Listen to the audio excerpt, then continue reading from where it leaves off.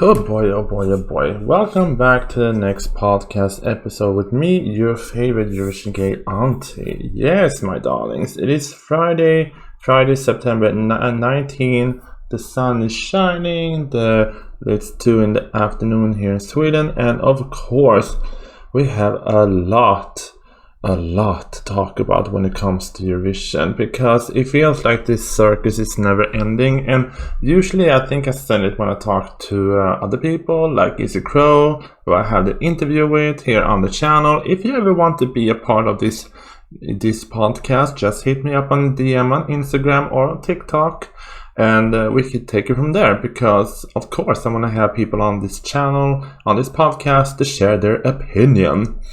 And I'm gonna say, usually around this September, October, this is when we get like the list of people that's gonna be participating in Eurovision.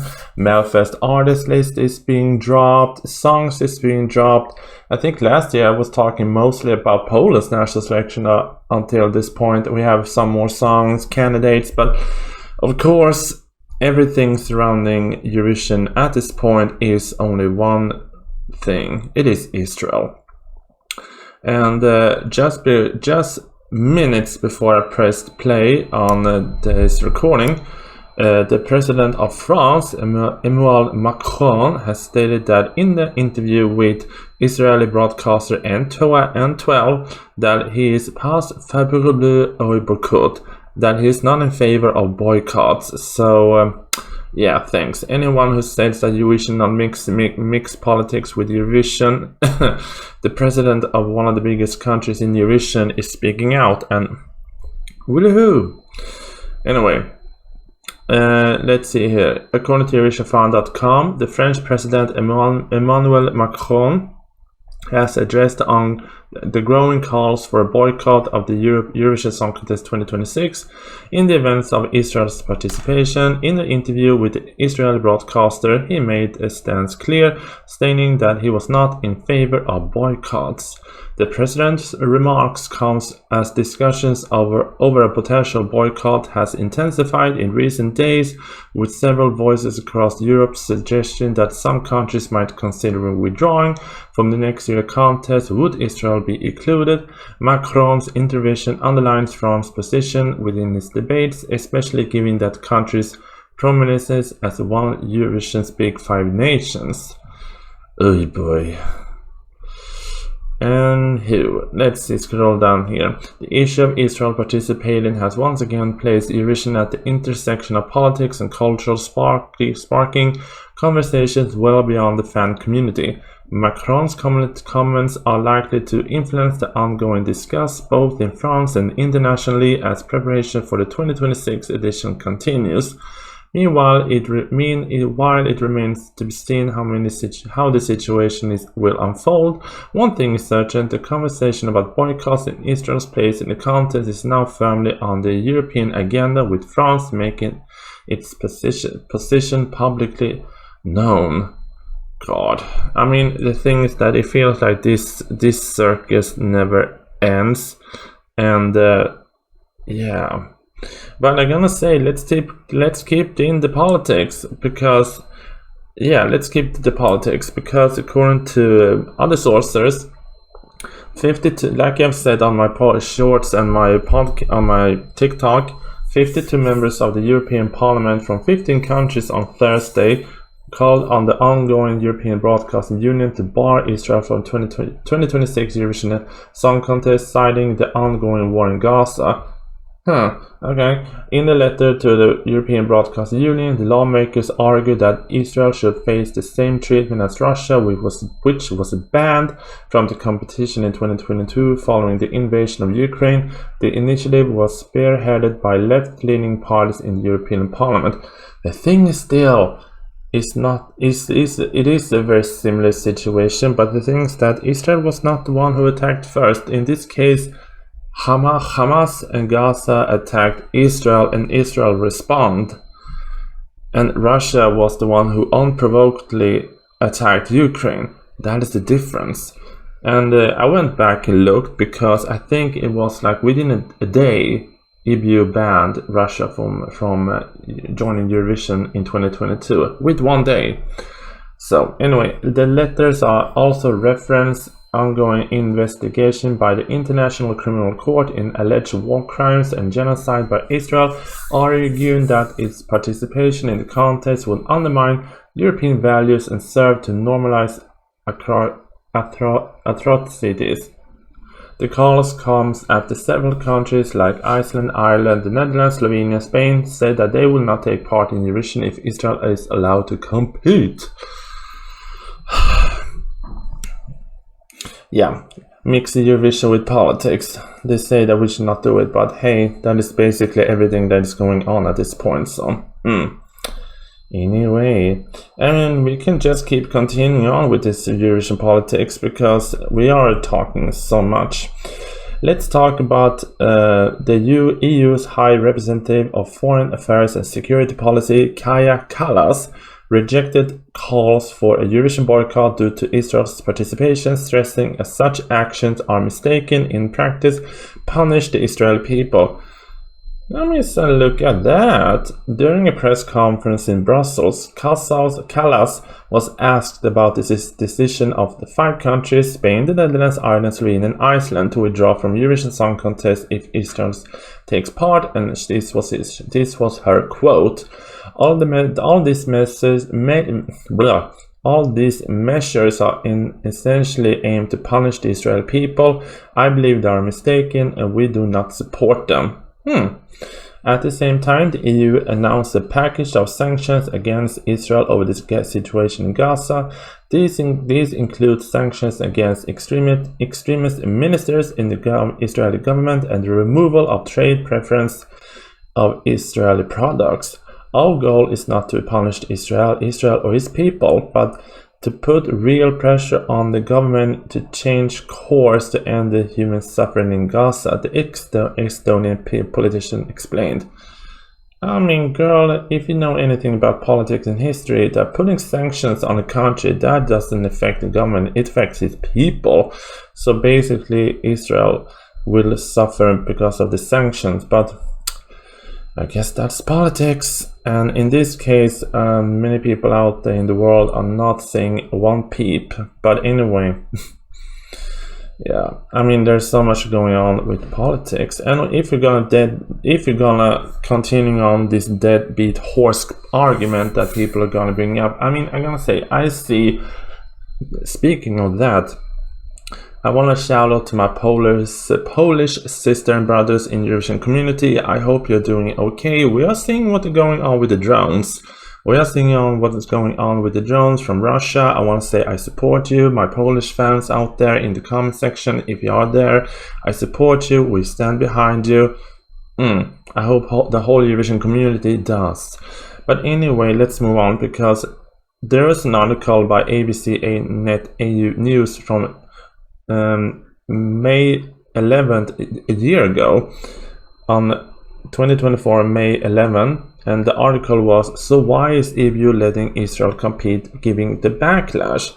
And EBU said, I guess in February 2024, it has decided to allow Israel to enter Eurovision on 2 highly predictable reasons.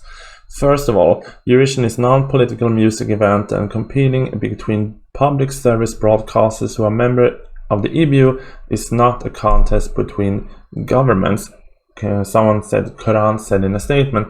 Second of all, he continued, our governing bodies did review the participants list of 2024 contests and agreed that the Israeli public broadcaster can meet all the competition rules for this year and can compete as it has for the past 50 years. And this one thing to consider, if you read the article, is that each entrant state broadcaster, ours is SBS, must pay a registration fee towards the contest that collectively amounts up to 5 million euros. The fee individual countries must pay varies depending on the overall contribution to EBU membership, and the number of competing countries must split the cost. Interesting. Like I said, if many people withdraw from Eurovision, those costs will go up. But anyway, in 2023, after Russia's ban from the competition, the increased figure became too much for Montenegro, North Macedonia, and Bulgaria to bear, and all three nations declined to participate. Like I said, a ban on Israel's participation would increase the remaining 36 countries' registration costs, which would lead to further withdrawals. I mean, girl, I've not read this article in so long, but I'm right. This is the thing that will happen, and ABC News Net is saying this. If countries withdraw from Eurovision, this is what happened. The cost to compete will be too expensive. And some other countries, I can see so many countries are withdrawn, not because of Israel, because of the financial reasons. Anyway, and it looks like I'm right. And in this article, there's a segment is calling that, is there a double standard here? In 2021, Belarusian broadcaster BTCS was expelled from EBU and therefore Eurovision due to breaking the EBU press freedom rules. The EBU banned Russia the following year, just one day after it invading Ukraine, stating, in light of the unprecedented crisis in Ukraine, the inclusion of Russian entry in this year's contest will bring the competition into disrepute. In the year since, the EBU reasoning of barring Russia's broadcaster from participating in Eurovision appears to have shifted away from the ongoing war. In a statement, Russian broadcasters themselves were suspended from the EBU due to their persistent breaches of membership obligations and the violations of the public service values. The relationship between Khan and the Israeli government is fundamentally different to the relationship exists between those Russian members and the state, with the Israeli government in recent years threatening to close down the broadcaster. Yeah, there was a thing about that. I remember 1 year ago that if they would shut down Khan, Israel would leave, but they didn't do it. Let's see here. But the EBU justified its position of saying that the Eurovision Song Contest is a competition between public service companies rather than states. But the EBU chose in 2022 to exclude Russia from the competition due to the invasion of Ukraine. In 2021, member companies from Belarus was denied entry to the competition because the country violated the EBU press freedom rules. Anyway, there's so much going on. But anyway, let's continue because we have a lot to talk about. In just on the 4 months around, this was a year ago. In just 4 months, under 4 months, around 100 Palestinian journalists has been killed. Foreign press is denied access to Gaza, and it's one of the biggest attacks on the press freedom in the modern times. The thing is that with this is a year ago, and the thing is that looking at social media and people who tell the side from the other side of the story, you can be like, this is the thing when I talk about media, that you need to be very careful of what media you trust, because media can spin a narrative that fits their narrative, and that is basically sometimes not the truth, because then it's sometimes. I remember there was a journalist people was talking about who was, he's not with us, but he was a part of Hamas before. I was like, I didn't see media talk about that one. Anyway, the EBU issued a statement to Billboard in an open letter reiterating their stance. We understand the concerns and deeply held views around the current conflict in the Middle East. As a member-led organization, our governing bodies did review the participants list in 2024 and agreed that the Israeli public broadcaster can't meet all the competition rules and can participate. Yeah. So anyway, there is a whole article. I think I can link it down below in the comment section if you want to read it, because this article is long. But I think it explains a lot, and I think it's very important to go back to look into this. Yeah, Friday, May 10, 2024, this article was published. Yes, let's see here. What else we have to talk about? Yeah, and speaking of politics, I read this also. Poland's culture minister Marta Siemkowska's statement: "As a human being, not as a minister, I believe we should not take part in Eurovision if Israel is participating in this." But then again, like I said, if everyone withdraws, this Eurovision will be too expensive, so we can just cancel it at this point. Because if all these people, all those countries, gonna withdraw, why just not cancel the whole thing? Because it's gonna be too expensive to uphold. That's how I feel about this. I mean, and I'm gonna say we can, yeah. And where is that?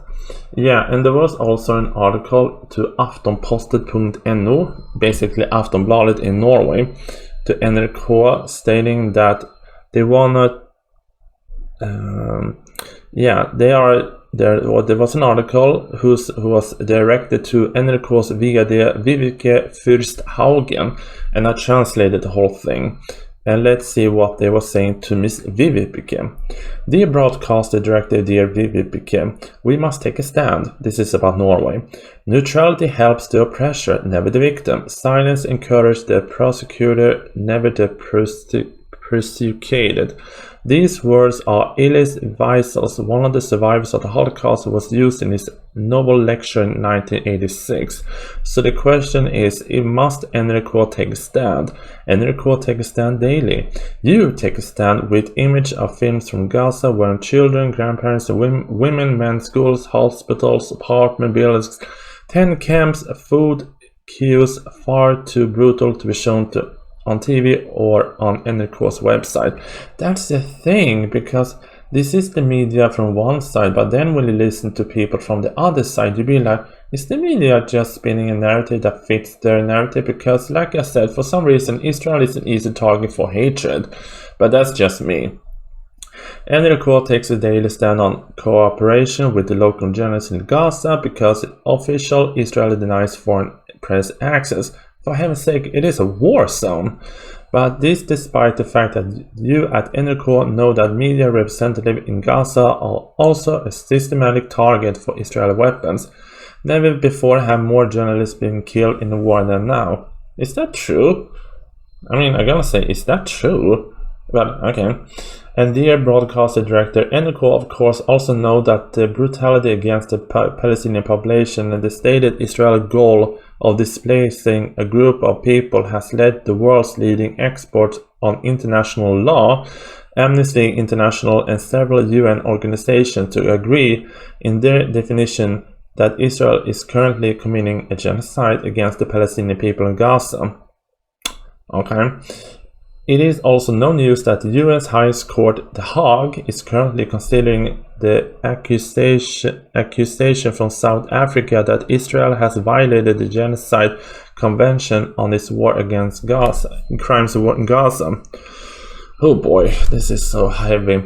As a program host, you should probably also know that this convention from 1948 states that states and individuals had an obligation to prevent and stop possible genocide. Well, it didn't happen in 1994 in Rwanda, but anyway, in particular, powerful people and institutions are given extra responsibility. I'm sorry, this is going to be a long podcast episode today, but we have so much to talk about. So what can NRK do? NRK can and should say no to invitation inviting the official entry the official Israel entry to the European biggest entertainment stage, Eurovision Song Contest. Ireland, the Netherlands, Spain has put their foot down. They will not come to Vienna and the 70th Eurovision finals as long as Israel is invited. Yeah, great. Exclude the music business and everything entertainment business from Israel. Let's do that. Anyway, Iceland and Slovenia will be in the thinking box while your NRK sits impatiently waiting for the EBUs decide. Are you asking why NRK should say no to Israel cultural contribution, a song, a program number? Because NRK is giving extra responsibility. I'm sorry, this is a long list. because all measures by NRK and others can contribute to isolating Israel from good international company, contribute to changing public opinions in Israel, influencing government policy, because that would certainly also be a way to honor the many dead journalists in Gaza, because it is heartbreaking to be entertained by Israeli ESC contribution while a genocide is taking place. So dear presenter, it is time to say no now. Along the way you may experience other quotes from Peace Prize literature, namely Desmond Tutu. If you are neutral or silent in a situation of injustice, you have chosen the side of pressure. And then you have a long list of former colleagues of NRK who has also signed this. So yeah, Miss Viveke, you have a lot to think about, but that's the thing. I know this is a very depressing episode because I want to give you the facts, but I didn't realize when I read the article from ABC what will happen. And I was right. If more country leaves, the fees to join Eurovision will go up, and that means more country will not be able to pay. So basically, this fits perfectly into the article about Albania, because Albania has such money problems with this. Let's see if I can translate this one into English. Here we have it. Because according to the BalkanWeb.com, Ian Vasil successfully to settle the RTSH debt agreement with EBU, and Albania will go to Eurovision. I mean, I'm gonna say there is an article also here that the EBU and Albania was about to go separate ways, but something like that will not happen, and Albania will go to Eurovision, even though it is the only broadcaster with such debt towards the EBU. The negotiation with the Albanian public broadcaster with the large consensual organization has been successful. The renegotiation of all overdue payments, as Albania Post learns, between RTSH and the EBU has been concluded with the positive results, with the parties agreeing of a specific payment plan, which will be made to the Union in certain periods, of which expected to lead the return of normal function RTSH as the screens of Albanians. So yeah, let's see where I have that list. I have that list about the whole thing.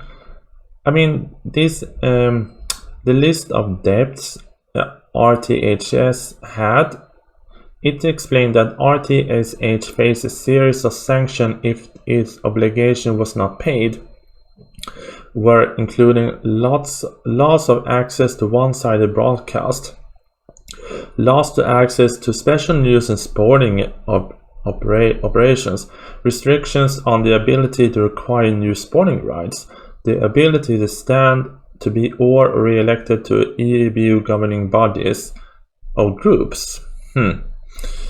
Participation in Eurovision was also at risk, an event where Albania has not missed since its debut in 2004 in Istanbul. Oh, I remember that song they began with. That was a nice song. I hate the end of the song, but that was a nice song. So a tradition over 20 years where a country has been always present since then.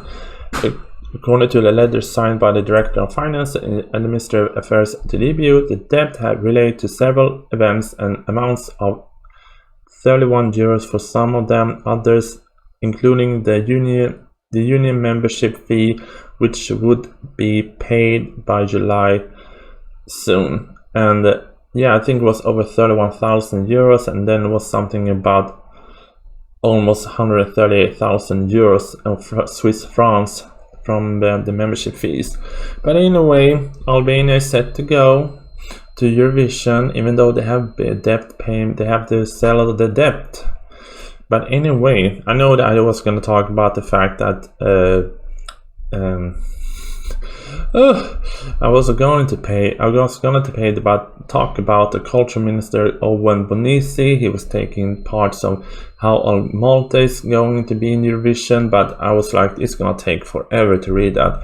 And ASEAN Network released a statement from the SBS stating that Australia is also joining Eurovision, and I think that statement is a little bit shorter. Let's talk about that one. This is going to be the last thing for me for today, because I was not planning to do this podcast episode today, but there's so much going on. Anyway, Australia's broadcaster has released a statement on the ongoing issue of Israel competing in Eurovision in 2026. In the last week, the 5 countries have stated that they will not compete at the contest in Vienna if Israel participates. Many of broadcasters have commented on the participation, while Australia is addressing the situation in a statement to TV Tonight. SBS has been broadcasting the Eurovision Song Contest for over 40 years, sharing the global celebration of diversity and inclusion of all Australians. SBS intends to continue this tradition with this participation in the 2026 Eurovision Song Contest. The decision regarding Israel's participation in Eurovision will be made by the EBU over the coming months. That is what Australia is saying. So anyway, but there are groups call on SBS to boycott. It appears that SBS intend to compete regardless of the decision, which added pressure of advocacy group. According to Guardian Australia, the Greens and the Australian Palestine Advocacy Network (APN) has called SBS to boycott Eurovision 2026 if Israel is allowed to compete. Greens, I don't know. Anyway, and here said ABN President Nassar Massani added, these events should be reserved for countries who play by the international agreed rules and not committing genocide. If they are allowed to compete, it is an obligation to other countries to boycott. Well, good luck paying the payments. That's all I'm gonna say about that one. I'm sorry this is a very depressing episode, but I'm gonna face the facts. I'm gonna release the facts. I'm gonna talk about the facts. The facts is out there, and it is a whole mess. Anyway, what is your comment about this whole chaos? It is a circus. Anyway, love you. Have a nice day and have a nice drink or eat something nice. It is Friday and enjoy your day. Mwah.